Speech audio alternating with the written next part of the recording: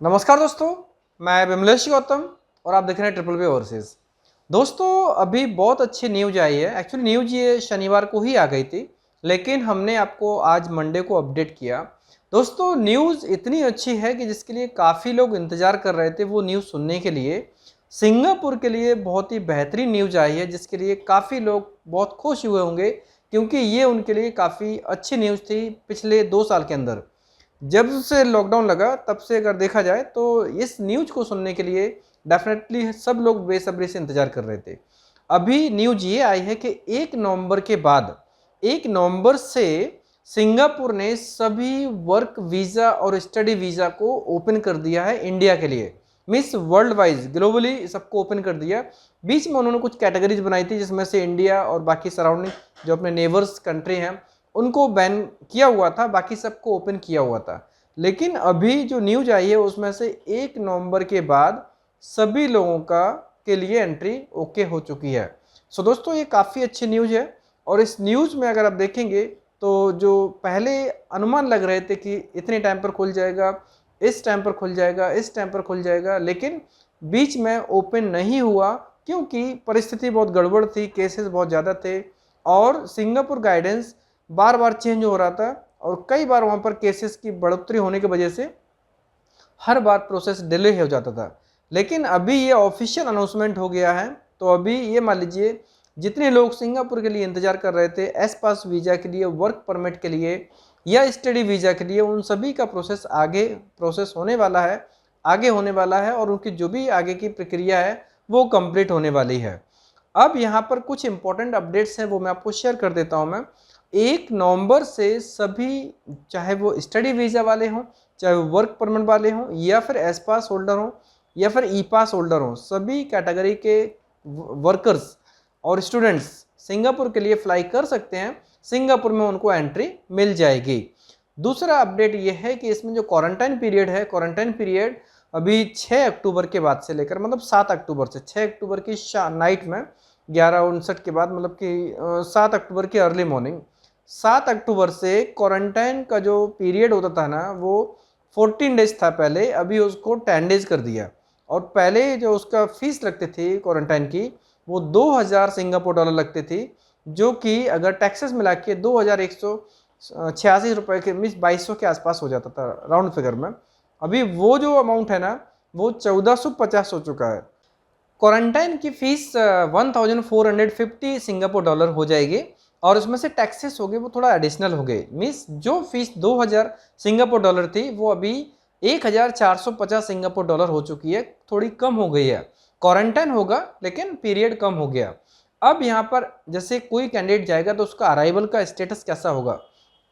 Arrival का वहाँ पहुँचने के टाइम तक फुली वैक्सीनेट होना चाहिए, जिसकी दोनों वैक्सीन हो, कोविशील्ड की 2 सर्टिफिकेट हों, और उसके बाद जाने से पहले एक आरटीपीसीआर की भी रिपोर्ट करनी पड़ेगी। आरटीपीसीआर की रिपोर्ट होगी लेटेस्ट, और उनका जो दोनों वैक्सीन सेकेंड डोज का सर्टिफिकेट जिस पर दोनों डोज का डिटेल लिखा होता है वो डिटेल होना चाहिए। एचएसएन का फॉर्म भरा होना चाहिए, उसकी जो प्रोसेस है वो कंप्लीट होनी चाहिए। और उसके बाद जैसे वो वहाँ पे पहुँचते हैं तो एयरपोर्ट पे अगेन आरटीपीसीआर की चेकिंग होगी। इसके अलावा उनकी जो सर्टिफिकेट को वेरीफाई भी किया जाता है, क्योंकि वेरीफाई इसलिए करेंगे, कई बार ऐसा है कि कई मिस अपने देश में ऐसा कई बार हुआ है, कई लोगों ने फर्जी डॉक्यूमेंट्स बनाए हैं वैक्सीन के जो डुप्लीकेट सर्टिफिकेट्स होंगे, अगर वहाँ पर वेरीफाई नहीं हो पाए तो उनको डिपोर्ट किया जाएगा। ये काफ़ी इंपॉर्टेंट न्यूज़ है कि पीरियड भी कम किया, फ्लाई के लिए परमिट किया, एंट्री बैन हटा दिया उन्होंने, एंट्री परमिशन दे दी उन्होंने। लेकिन अभी जो प्रोसेस है ना वो काफ़ी स्ट्रिक्ट रहेगी कि वैक्सीन की सेकेंड डोज का सर्टिफिकेट कंपलसरी है, आरटीपीसीआर की रिपोर्ट कंपलसरी है, और अगर सर्टिफिकेट वेरीफाई नहीं हुआ तो उसको मीन्स क्या बोलते हैं, डिपोर्ट कर सकते हैं। सो दोस्तों, 1 नवंबर के बाद से सब कुछ ओपन होने वाला है। इट मीन्स कि वीज़ा निकलने वाले भी शुरू होने वाले हैं। जैसे हम वेट कर रहे थे कि वर्क परमिट कब आएंगे, एस पास कब आएंगे, कब फाइल अप्लाई होगी, अभी इस महीने वर्क परमिट अप्लाई आएंगे भी हमारे पास में।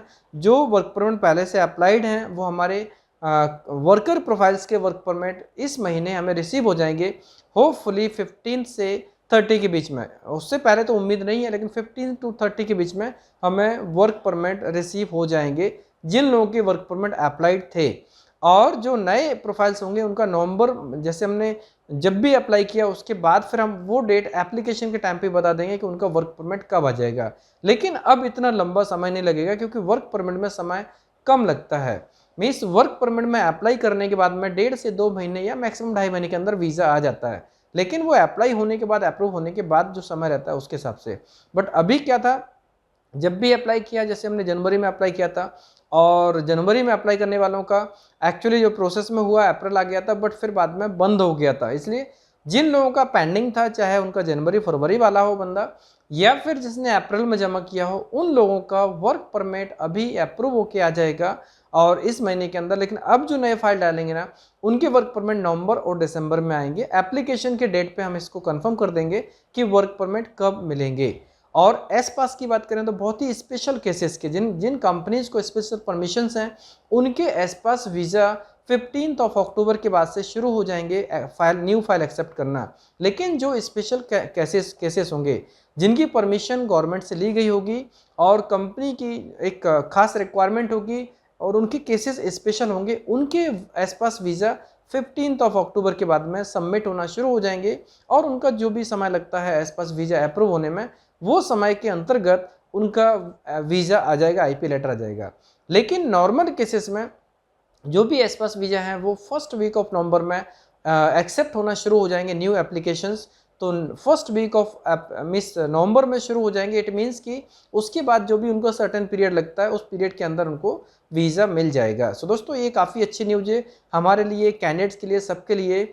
अभी जो वेट कर रहे थे, जो काफ़ी लंबे समय से इंतजार कर रहे थे कि हमारा वीज़ा कब आएगा, अप्लाई कब होगा, अब यहाँ पर एक इम्पॉर्टेंट चीज़ ये है कि शुरू होने के बाद में सबका एक साथ नहीं आ जाएगा। शुरू होने के बाद में फीफो सिस्टम पे सभी लोगों का आएगा। और जैसे हमारा पहला एप्लीकेशन, जो पहले कुछ लोगों का एप्लीकेशन इन होगा, उसके तुरंत बाद ही हम आपको एक वीडियो के माध्यम से शेयर कर देंगे कि फीफो सिस्टम में हमारे कैंडिडेट को किस तरीके से प्रोसेस किया गया, किसका क्या सीक्वेंस होगा। और हमारे ऑफिस से एक इंडिविजुअल कॉल भी आएगा सभी को कि आपका वीज़ा कब तक आ जाएगा।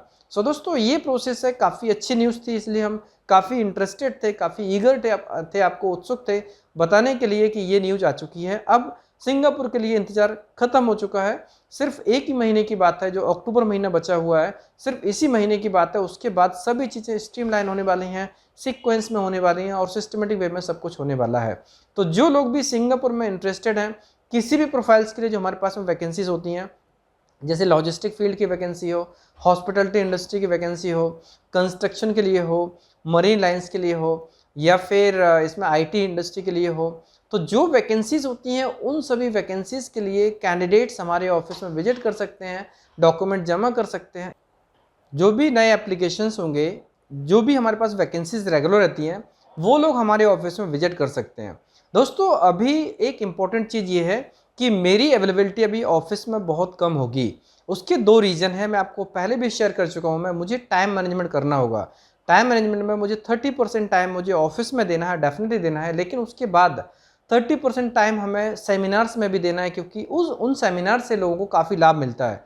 और जो 30% टाइम है वो हमें डेफिनेटली जो विदेश में, जैसे अलग अलग देशों में जाने पर क्लाइंट विजिट होते हैं या फिर किसी को ड्रॉप करने जाना हो, एम्प्लॉयर वेरिफिकेशन करना हो, उन सब के लिए 30% टाइम हम उनके लिए निकालने वाले हैं।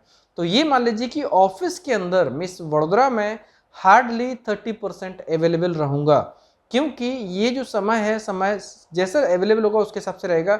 और चूंकि अभी आज के डेट में देखा जाए तो हर एक देश का काम शुरू हो रहा है। पहले पोलैंड चालू था, माल्टा ने भी शुरू कर दिया, जर्मनी ने भी शुरू कर दिया, सिंगापुर का अपडेट आ चुका है, मलेशिया शुरू होने वाला है, शुरू हो चुका ऑलमोस्ट। बाकी देखा जाए तो अभी और भी जो देश हैं, जैसे दुबई का काम चालू है, गल्फ कंट्री शुरू हो चुकी है। तो जैसे जैसे ये शुरू हो रहे हैं ना, इट मीन्स कि हमारी जो टाइम अवेलेबिलिटी कम हो रही है। अब ऐसे में कोई कैंडिडेट्स अगर विजिट करते हैं, उनसे निवेदन कि वो आके एक बार जो भी क्वेरीज हैं वो कंप्लीट करें और ऑफिस में कभी भी आएँ और अपनी प्रोसेस को कर सकते हैं, क्योंकि इट इज़ नॉट कंपलसरी कि मैं आपको मिलूंगा ही। दोस्तों, मेरा मिलना ना मिलना it is not so important. Important है कि अब प्रोसेस शुरू हो गया है तो आप अपने एप्लीकेशंस को सबमिट कर सकते हैं। एप्लीकेशंस को सबमिट करने के लिए मेरी उपस्थिति कंपलसरी नहीं है, आपका डॉक्यूमेंटेशन प्रोसेस काफ़ी इंपॉर्टेंट है। और यहाँ पर एक चीज़ है, कई लोग बोलते हैं कि ये चालू नहीं है, वो चालू नहीं है। कुछ नकारात्मक टाइप के लोग हैं उनके ऊपर हम ध्यान नहीं देते हैं, क्योंकि जो चीज़ शुरू होने वाली है, जो शुरू हो चुकी है, जिनको अपने करियर के प्रति चिंता है वो लोग विजिट करें। जिनको अपनी करियर के प्रति चिंता नहीं है वो ना तो खुद अप्लाई करेंगे ना ही किसी दूसरे को सजेस्ट करेंगे, क्योंकि उनकी जो करियर प्लानिंग है वो इतनी स्ट्रांग नहीं होती है। और जो लोग करियर प्लानिंग ढंग से करते हैं, वैसे अगर देखा जाए तो ऐसे बहुत सारे केसेस हैं जिन लोगों ने मैं उनसे मिला हूँ अप्रैल में या जून में मिला हूँ या जुलाई में मिला हूँ, वो काफ़ी दिन से फॉलोअप कर रहे हैं कि मेरा फाइल अप्लाई कीजिए, मेरा फाइल अप्लाई कीजिए, लेकिन हमने नहीं किया। क्यों नहीं किया? क्योंकि हम वेट कर रहे थे कि कब शुरू हो, कब रिलेवेंट टाइम हो। तो यहाँ पर हमारा जो एक सिंसियरिटी है, जो एक मोटिव है आपके लिए, वो ये है कि अगर हमारे पास में गाइडेंस है तभी हम आपको बोलेंगे कि आप अप्लाई कीजिए। और आज जब हमारे पास में प्रॉपर अपडेट है तो मैं बोल सकता हूँ कि आप हमारे ऑफिस में कभी भी आइए, अप्लाई कीजिए। उसके बाद जो भी पीरियड है वो पीरियड में वेट करना पड़ेगा, उसके बाद आपका काम हो जाएगा। प्रोसेस सिस्टमेटिक होगा और हर एक चीज़ की आपको जानकारी मिलेगी। पूरी प्रोसेस ट्रांसपेरेंट है और जो हमारे ऑफिस में विजिट करते हैं उनको 100% पता होता है कि हमारी प्रोसेस कैसी है। 100% ट्रांसपेरेंट है। अगर कोई कैंडिडेट सेमिनार में आया हो या फिर ऑफिस में आया हो, वो हमारी प्रोसेस से अवगत है। लेकिन जो नहीं आए हैं, सिर्फ फ़ोन से अगर बात करते हैं, तो उनके ऊपर हम कुछ नहीं बोल सकते हैं, क्योंकि वो लोग हमारे वातावरण से, हमारे वे ऑफ वर्किंग से बिल्कुल भी परिचित नहीं है।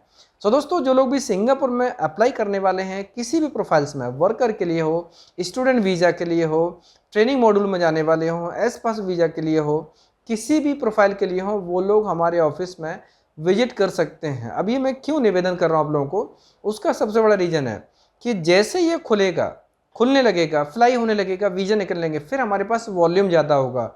और उसके बाद अगर कोई व्यक्ति आएगा तो मुझे 100% कॉन्फिडेंस नहीं है कि उस टाइम पर उसका फाइल अप्लाई हो ही जाएगा, क्योंकि वेटिंग भी होता है। और सिंगापुर में लाखों की संख्या में वैकेंसीज तो नहीं होती हैं, कम क्वांटिटी में होती हैं। और वो कम क्वांटिटी के लिए जो हमारे पास में पहले से प्रोफाइल्स होंगे, डेफिनेटली हमारा फोकस उनके ऊपर ही होगा, नए एप्लीकेशंस के ऊपर हमारा फोकस होगा, लेकिन एज पर द अवेलेबिलिटी, जैसे अवेलेबिलिटी होगी उसके हिसाब से ही नए प्रोफाइल्स को हम एक्सेप्ट करेंगे। सो दोस्तों, जो लोग भी चाहते हैं कि सिंगापुर में करियर बनाएं, जो भी लोग सिंसियर होकर अपनी प्लानिंग करना चाहते हैं, वो हमारे ऑफिस में ज़रूर विजिट करें, कभी भी विजिट करें। सोमवार से शनिवार के बीच में, छुट्टी वाला दिन देख के रखना, जैसे कोई फेस्टिवल है और ऐसा जिसमें ऑफिस बंद होता है तो उस दिन प्लान ना करें, और आने से पहले हमारे कलीग को इन्फॉर्म करें। आप टिकट वगैरह शेयर कर दें तो डेफिनेटली आपको एक अपॉइंटमेंट मिल जाएगा। अपॉइंटमेंट का मतलब ऐसा कि हम उस दिन अवेलेबल हैं, नहीं है, किसी काम में एंगेज हैं, नहीं पता चले कि आप आए और शॉर्ट टाइम के लिए आए, फिर बाद में आपको आना और तुरंत जाना हो, वो पॉसिबल नहीं हो पाएगा। आप अगर प्रॉपर अपॉइंटमेंट लेके आएंगे तो जो प्रोसेसिंग टाइम लगता है ना, वो हम आपके हिसाब से सेट कर सकते हैं। जैसे कई बार ऐसा होता है, कुछ लोग आते हैं और 2 घंटे की ट्रेन बुक कर लेते हैं। दोस्तों, ये बिल्कुल पॉसिबल नहीं होगा। आप कहीं से भी आओ, इंडिया के किसी भी कोने से आओ, आपको कम से कम 5 से 6 घंटे हमारे ऑफिस के लिए लेके आना होगा। और अगर आप मॉर्निंग में 11 बजे तक पहुंच जाते हो तो डेफिनेटली आपको शाम के 6 बजे तक हम फ्री कर देंगे। लेकिन अगर आप सोचो कि आप 2 बजे पहुंच रहे हो और 6 बजे फ्री हो जाओ, तो फिर आपका काम नेक्स्ट डे ही होगा, क्योंकि जो एडवोकेट साहब होते हैं उनका टाइमिंग उनके हिसाब से होता है, ना कि हमारे हिसाब से। और अगर आप टाइम पर अपॉइंटमेंट लेंगे तो हम उस चीज़ को इन्फॉर्म करके रख सकते हैं, उसके हिसाब से काम हो सकता है। सो दोस्तों, ये काफ़ी इंपॉर्टेंट चीज़ है आपके लिए भी और हमारे लिए भी। आप इंक्वायरी के लिए आए तो भी कोई इशू नहीं है, अगर आप अप्लाई करने के लिए आए तो भी कोई इशू नहीं है, लेकिन टाइमिंग ध्यान रखना कि आपको कम से कम 4, 5 या 6 घंटे का टाइम लेके आना चाहिए हमारे ऑफिस में प्रोसेस करने के लिए, क्योंकि इसमें जो वेटिंग का टाइम है, काफ़ी वॉकिंग्स होते हैं और अभी वॉकिंग्स का रेशियो डेफिनेटली बढ़ने वाला है, क्योंकि अभी तक काफ़ी लंबे समय से बंद था और अब शुरू हो चुका है। इसके लिए वॉकिंग्स का रेशियो काफ़ी बढ़ जाएगा। और जैसे जैसे हमारे फ्लाइट शुरू हो जाएंगे तो जो लोग पहले से कांटेक्ट में हैं लेकिन सिर्फ वेट कर रहे थे कि कब शुरू होने वाला है, वो सभी लोग आने वाले हैं। इसलिए न्यू एप्लीकेशंस या जो कोऑर्डिनेशन में, वो लोग जितनी जल्दी हो सकता है उतनी जल्दी हमारे ऑफिस में विजिट करें, प्रोसेस करें और अपने टर्न का इंतज़ार करें।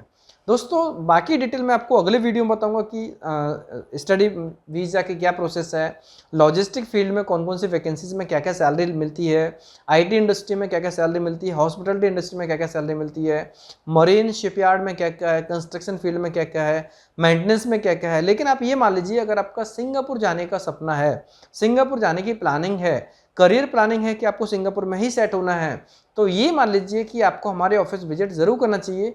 आपकी प्रोफाइल के बेस पे हम आपको बताएंगे कि आपका फिटमेंट होता है या नहीं। कहाँ पर क्या अपने को चेंज करना पड़ सकता है। और सिंगापुर में कोई खास रिक्वायरमेंट नहीं है।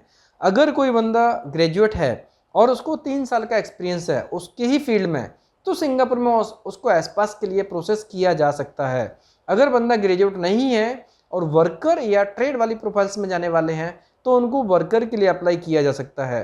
अगर कोई कैंडिडेट 16 साल से 32 साल के बीच में है और पढ़ाई करने के लिए जाने वाले हैं, वो स्टडी वीजा में जा सकते हैं। कॉमन क्राइटेरिया अगर है तो आप डेफिनेटली प्लान करके आ सकते हैं।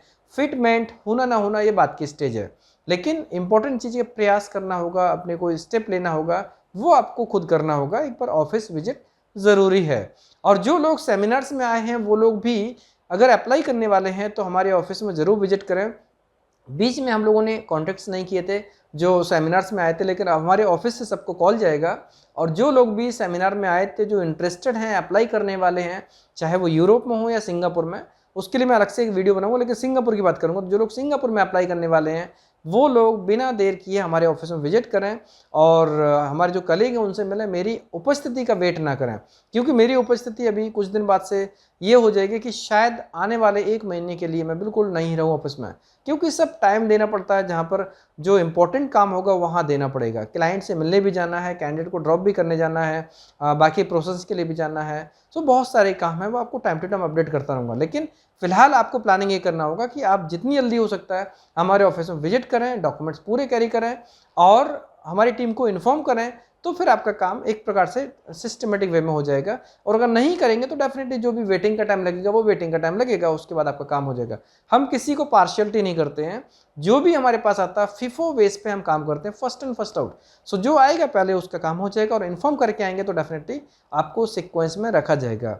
दोस्तों वीडियो कैसा लगा? पसंद आया तो लाइक कीजिए, कमेंट्स कीजिए, शेयर कीजिए। हमारे वीडियोज़ को लगातार देखने के लिए चैनल को सब्सक्राइब कीजिए, घंटी वाला ऑप्शन जरूर दबाएं, जिससे कि आपको आने वाले सारे वीडियोज़ के नोटिफिकेशन सबसे पहले मिलेंगे। धन्यवाद।